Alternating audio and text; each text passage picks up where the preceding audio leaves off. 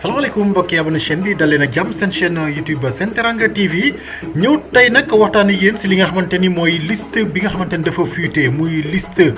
30 sélectionnés yi Sénégal war a yóbbu Coupe d'Afrique te Aliou Cissé waroon ko joxe si le 24 du mois de décembre mais dafa fuité ba yenn si sites yi nga xamante ne ay sites sportifs lañ jël nañu information bi relayer ko. mais laata loolu ñoo ngi leen di ñaan ngeen abonné ci chaîne bi te bës ci cloche de notification pour ne rien rater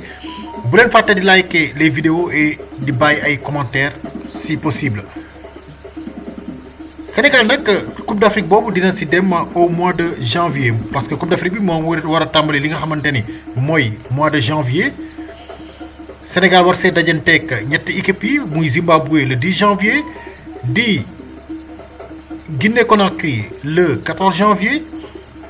contre Malawi war a tëj seen match de poule di le 18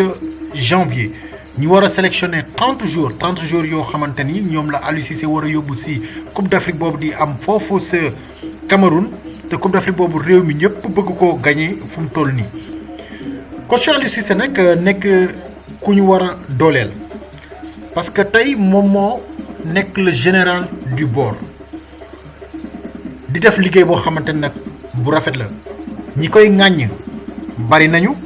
mais dañu war a xooli performance Aliou Cissé yi Aliou Cissé yàgg ci équipe nationale bi loolu loo xamante ni musuñu ko am parce que ay résultats nag lay indi quoi qu'on dise Aliou Cissé ba mu ñëwee ci équipe bi depuis le 5 mars 2015 joué ci lu toll ci 62 matchs yi mu gagné ci 40 matchs. gagné ci 40 matchs am ci 14 matchs nuls 8 matchs perdus fu mu toll ñun suñu dëkk soxlawuñu tubaab parce que ñoo ngi xëcc tubaab bi mais tubaab bu ñu ko xëcc changement yi dinañ commencé di bariwaat chaque 2 ans ou bien chaque 1 an dinañ indiwaat benn coach bu bees muy def nag liggéey bu rafet yóbbu équipe bi coupe du monde yóbbu na équipe bi coupe d'Afrique même bu nu amee équipe boo xamante ne ossature bu baax la sax dañoo war a xam ne Aliou Cissé moo ngi def liggéey bu rëy qu'on se le dise liggéey bu rëy lay def vraiment ñi koy ŋàññi nag peut-être dañoo xoolul ay performance yi nga xamante ni Aliou Cissé def na ko ci équipe nationale bi certes am na match yoo xamante souvent jeu bi c'est pas trop comme ça mais ça dépend aussi ci adversaire par exemple bu ñuy joxe exemple Algérie Sénégal du football Sénégal du def football bu rafet dajanteeg Algérie di def football bu rafet Algérie taxaw seen camp à la fin lan Algérie gagné te Algérie c'est moom mooy bête noire Sénégal ñett yoon la ko mës a gagné ñaari match nul la ñaari match amical la ko Sénégal gagné ak benn match officiel te c'était lors de la coupe du monde de l'élimination de la coupe du monde 2002. donc nag suñ koy laaj muy def benn jeu parce que boobu day xool adversaire xam adversaire lii la ñu war a jouer ak ñoom mu jouer ak ñoom loolu pour ñu mën a gagné match bi parce que 62 matchs ko def gagné 40 victoires 14 matchs nuls 8 défaites. non vraiment coach boobu ku ñu war a féliciter la am ratio de but boo xamante ne c'est tellement important donc voilà donc là c'était juste un petit point boo xamante ne dañ ko doon souligner équipe nationale tey bu ñu bëggee mu gagner coupe ñun ñëpp dañuy nekk ci ginnaaw Aliou Cissé tuer le chat noir parce que 2 chats noirs danañ dajante ñoom foofu ku ci mel ni Cameroun di ko organiser ku ci mel ni Algérie nekk équipe boo xamante ni c'est l'équipe à battre certes ñun ñooy première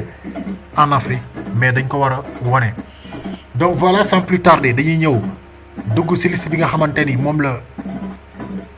moo fuité parce que Aliou Cissé dina ko joxe mu officiel le 24 du mois de décembre pour préparer suñu Coupe d'Afrique donc liste bi nii la tëddee 4 gardiens de but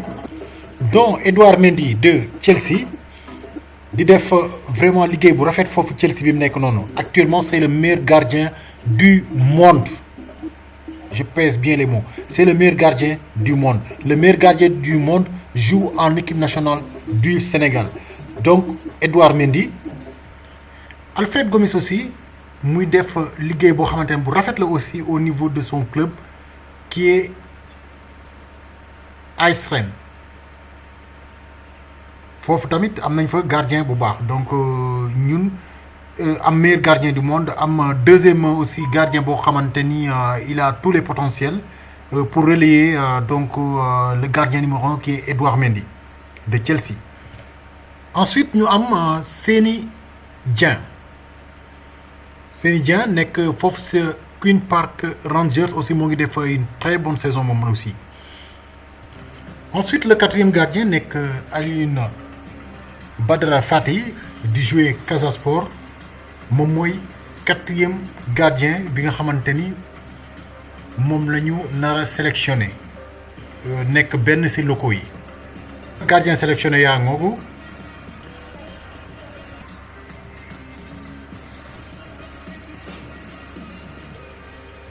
En défense ñu nar a sélectionné 10 joueurs et Kalidou Koulibaly plus de peur que de mal dañ doon wax naan narul football Coupe d'Afrique bi mais moo ngi ci liste bi actuellement espérant que dina officiel le 24. Donc en défense 10 sélectionnés Kalidou Koulibaly, Bouna Sarr défenseur bu Bayern Munich, Fodé Ballo-Touré défenseur bu AC Milan AC, défenseur bu Milan AC. Saliou Ciss défenseur de AS Nancy Lorraine. Abdou Diallo défenseur Paris Saint-Germain mooy gën a gagné expérience surtout ak attaquant yi nga xamante ni moo ngi faral di défendre contre ñoom si match si seen entraînement comme ku mel ne ay Lionel Messi di défendre contre ñoom Neymar ou Mbappé da ngay gën a évoluer rek donc dinañ am yaakaar bu baax a baax si moom aussi au niveau de la défense. Ibrahima Mbaye le très bon défenseur de Bologne en Italie moom aussi un jeune très prometteur dinañ am aussi yaakaar bu baax si moom aussi sur les flancs. Pape Abdou Cissé nekk aussi Olympiakos moom aussi dinañ soxla ay qualité am surtout sa puissance ci défense bi. Mokhtarou Bari moom tam nekk ci suñu championnat national nekk un très bon défenseur c'est le deuxième loco bi nga xamante ni probablement dina bokk ci liste pour Coupe d'Afrique bi. En plus match bi nga xamante ni Aliou Cissé woon na ko vraiment wane woon na fa boppam def ay phase de jeu xamante ni c'était intéressant donc indi ay occasion sur le côté droit te côté droit moom surtout défense bu yëg aussi di dellu si baax na le capitaine de Teungueth FC. Abdoulaye Seck aussi moom war na bokk ci liste bi nekk ci Royal Antwerp nekk défenseur boo xamante ni bu solide la te moom aussi mën nañ soxla ay qualité am foofu sa Coupe d'Afrique. Enfin Cheikhou Kouyaté mën ñoo dépanner ci milieu terrain bi comme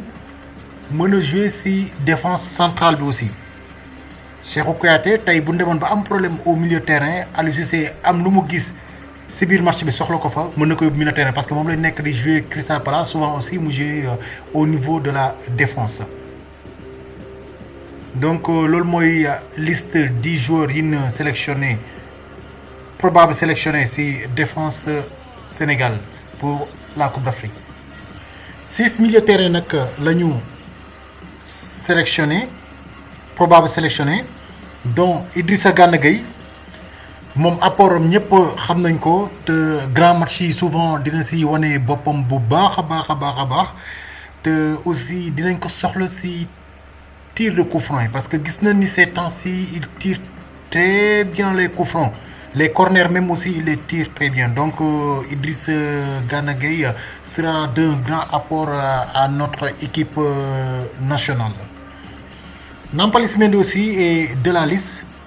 même su fekkee amul temps de jeu bu bari moom ay qualité am vraiment xam nañ ko espérant que niveau bi mu yoroon daaw ak daaw jéeg mu indi niveau boobu ci Coupe d'Afrique bi permettre à nos Lions ñu mën a glaner seen premier titre continental donc Nampalys Mendy de Leicester. Pape Gueye de l'Olympique de Marseille di def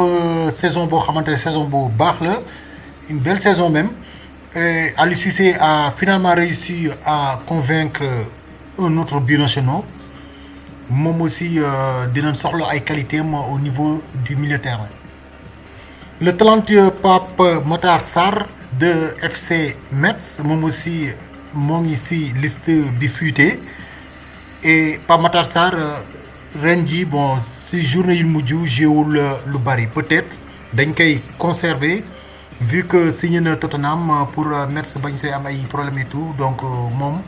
temps yi bëriwul temps de jeu mais espérant que dina indi niveau bi nga xamante ne moom la yàgg daan am Pape Matar Sarr FC Metz. Moustapha Nam, le joueur de Paris FC, un très bon milieu de terrain aussi, moom aussi mën na wane boppam ci Coupe d'Afrique bi même su fekkee nekkul titulaire sax mën nañ ko soxla à tout moment aussi. Enfin, nous avons Loum Ndiaye de Deportivo Alavés en Espagne. Moom aussi il fait partie de la liste des sélectionnés, la liste qui a fuité bien sûr. Parce qu'on ne va pas le confirmer à 100%, mais c'est fort réel que ce soit cette liste bi nga xamante ni moom la Aliou Cissé di dévoiler très bientôt. Pour l'attaque, Aliou Cissé aussi dina sélectionner peut-être 10 attaquants. Et 10 attaquants yooyu mënuñoo commencer kenn ku dul Sadio Mané donc le meilleur joueur africain actuellement, le dernier ballon d'or africain. Il a une revanche à prendre parce que Sadio Mané ku ko xam ni à chaque fois mu perdre benn titre dina defaat le tout ba récupérer ko. Dañuy rappeler wu rek Ligue des champions bi nga xam ne Liverpool ñàkkoon na ko ci digganteem ak Real Madrid. Il a tout fait Sadio Mané pour que son club remporte enfin la Ligue des Champions pour permettre ko mu am palmarès boo xam palmarès bu baax la parmi les Sénégalais qui sont passés en Europe. Donc dañuy commencer par Sadio Mané et espérant que année bi mooy doon suñu année bi ñu mën a gagner coupe bi avec Sadio Mané avec tous les autres joueurs qu'on a cités tout à l'heure. Famara Diédhiou kenn du ko présenté ti gis nañ vraiment dernier match yi li mu wane foofu di dugal but di def ay passes di assister donc ses compatriotes attaquants moom nag man dama gis ni bii Coupe d'Afrique am lay doon dina bokk ci meilleurs buteurs yi parce que Coupe d'Afrique ba passé li ñu sonaloon mooy que c'est vrai buteurs yi ñu amoon comme Mbaye Niang amoon aussi Mbaye Diagne. ñu ñëwoon ñu amoon yaakaar lool mais presque ñoom ñaar kenn dugalu ci donc ça nous a trop fatigué te ñi doon dugal il fallait que mu jógee ci milieu de terrain ou bien mu jógee excentré ou Sadio Mané et tout te ren ji dañoo soxla attaquant de pointe ku mel ni genre Famara Diédhiou pour ñu sonal li nga xamante ni mooy défense adverse bi. L'attaquant de Ali Sport sera d'un grand apport à notre équipe nationale pour année bi soxla nañ ko lool attaquant boo xamante ni day dugal. mën a tiitloo défense adverse bi ba du ñu yëg ou bien tiitloo attaque adverse bi ba ñuy ñëw di défendre donc Famara Diédhiou nous compterons vraiment sur toi pour que Coupe d'Afrique bi ñëw dugg suñu réew pour une première. Ismaïla Sarr la flèche de gauche moom nag heureusement la flèche de gauche ou de droite moom nag heureusement et espérons bien que dara du ko dal ba mu mën a fekkee Coupe d'Afrique bi parce que dinañ ko soxla lool pour mu sonal défense bi dans les côtés du bàyyi benn yoon nag moom mais fan yële passé jotoon na rumeur comme quoi dafa blessé parce que équipe anglaise c'est comme si dañuy essayer jouer des tours à nos équipes nationales di créer ay peut-être blessures yoo xamante ni amul. Ismaïla Sarr, espérons que tu seras là et que tu vas encore une fois de plus montrer toutes tes qualités pour permettre à notre équipe nationale de remporter cette CAN. Keita Baldé, attaquant de Sampdoria en Italie aussi, moo ngi ci liste bi fuité et autant pour moi Cagliari la nekk léegi donc dañuy espérer rek vraiment Keita Baldé bi doon sa année nga wane aussi say qualité et vraiment répondre à toutes les attentes des Sénégalais de Aliou Cissé surtout parce que Aliou Cissé à chaque fois moo ngi forcé même si su fekkee da ngay ñëw à chaque fois doo wane sa bopp donc moo ngi am confiance parce que am na qualité yoo xamante ne gis na ko si yow am yaakaar ni war nga mën a jàppale équipe nationale bi donc espérons que lépp lu la jàppoon mu doon loo xamante ne lu lay empêcher wane sa bopp ren ji mu doon donc sa année quoi que tu exploses quoi on espère allez Keita Baldé. Parmi les attaquants aussi ñu am nañu Boulaye Dia nekk Villarreal Espagne moom aussi di def liggéey bu rafet foofu di def une très belle saison et à chaque fois mu ñëw équipe nationale aussi dina joxe ba jeex comme niñ koy waxee day dem ba jeex donc permettre à l'équipe pour muy gagner même su fekkee du dugal souvent mais c'est un très bon attaquant et bii fu mu ko fekk moom da ko fay def rek waaw dem xooli leneen Boulaye Dia. Sada Thioub tamit moo ngi si liste bi moom aussi c'est un très bon excentré quand bu fekkee dafa nekk si jouram nag moom attaquant défenseur bu mu dajanteel dina naani ndox moom day joxe profilu Moussa Ndiaye il est virevoltant il est puissant donc espérant que aussi moom bu fekkee moo ngi si liste bi dina joxe lépp lu mu mën pour aider équipe bi à ce que mu gagné Coupe d'Afrique bi. am nañu aussi Bamba Dieng si équipe bi le virevoltant attaquant de Marseille qui montre aussi toutes ses qualités semaine par semaine récemment le dugal benn reprise boo xamante ni reprise bu extraordinaire ba moo nekkoon but de la semaine de la journée précédente donc nous compterons aussi sur le jeune attaquant de l'Olympique de Marseille qui est Bamba Dieng. Donc Bamba Dieng dugg na match précédent équipe nationale Sénégal vraiment wane fa aussi liggéey bu rafet nous compterons sur lui pour remporter cette CAN aussi. Une confiance aussi à Abdallah Simon nekk c'est Brighton au niveau de l'Angleterre l'ancien club de Famara Diédhiou mu remplacer ko fa vraiment donc représenté fa Sénégal di fa def aussi liggéey bu rafet doon un très bon ailier droit moom aussi. dinañ soxla ay qualité ma si Coupe d'Afrique bi espérant aussi il va donner tout pour permettre à l'équipe de gagner. Habib Diallo l'attaquant de Strasbourg moom aussi di wane ay qualité ma chaque fois mu ñëw équipe nationale récemment il nous avait permis de faire un match nul à Togo évitant au Sénégal d'avoir une défaite donc si match de poule yi. moom aussi on aura besoin de lui parce que à chaque fois mu dugg aussi dina wane boppam wane ay qualité attaquant donc attaquant ren ji moom j'espère que dina ne attaque yi dugal nañ ay buts yu bari lañ bëgg na. Enfin le meilleur pour la fin un autre binational qui vient de rejoindre l'équipe nationale du Sénégal au nom de Ismaël Jacobs qui est un papa sénégalais. Ismaël Jacobs nag nekk Monaco actuellement Cologne lañ ko formé fa la joué 2 saisons avant muy ñëw Monaco di fi wane ay qualités moom il est déjà champion d'Europe espoir avec l'Allemagne def ci am Sénégal Aliou Cissé lii day wane vraiment liggéey bi nga xam moo ngi koy def bëgg réewam bi nga xam moo ngi ko bëgg réewam avancé mais tey képp koo xam ne yaa ngi yaakaar yaa gën a bëgg réew mi rek yaa ngi nax sa bopp parce que ku nekk da ngay toog sa kër di wax rek waaw comme ñu mel ni ñun di wax rek donc di xas ki nga xamante ni moo ngi liggéey depuis 2015 di def ay résultats yoo xamante ni amul benn coach bu ko mës a def lu ñu mën daal mooy poussé ko ñaanal équipe bi ñaanal joueur yi bu duñu am benn blessé te ñaan yu bon yi ñaan si biti xam nga naka gars yi bàyyi daal waaw parce que Sénégal la nekk c'est vrai mais nañ ko bàyyi équipe bi la ñu am te dañoo soxla coupe dañoo soxla. am bànneex jeunes yi kontaan jeunes yi mën a dugg ci football mën a réussir ci football voilà donc bienvenue si tel est le cas Ismaël Jacob tu es dans ton pays le pays de ton père et espérant que tu vas montrer toutes tes qualités donc voilà les amis liste baa ngoogu 4 gardiens de but 10 défenseurs 6 milieu de terrain 10 attaquants. On notera bien sûr l'arrivée de Ismaël Jacobs de AS Monaco kooku mën na jouer excentré comme mën na jouer en défense il est très rapide et très bon du pied aussi. Notez aussi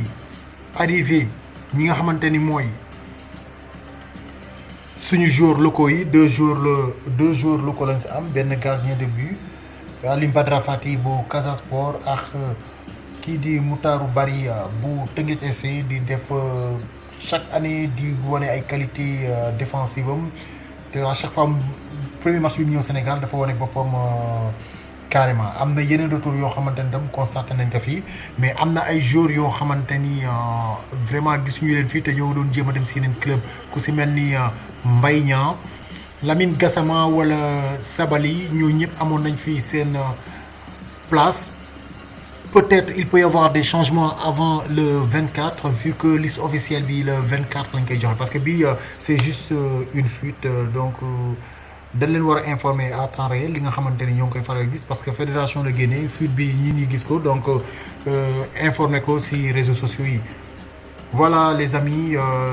donc nous vous remercions d'avoir suivi. Nous vous invitons à vous abonner à la chaîne, à cliquer sur la cloche de notification,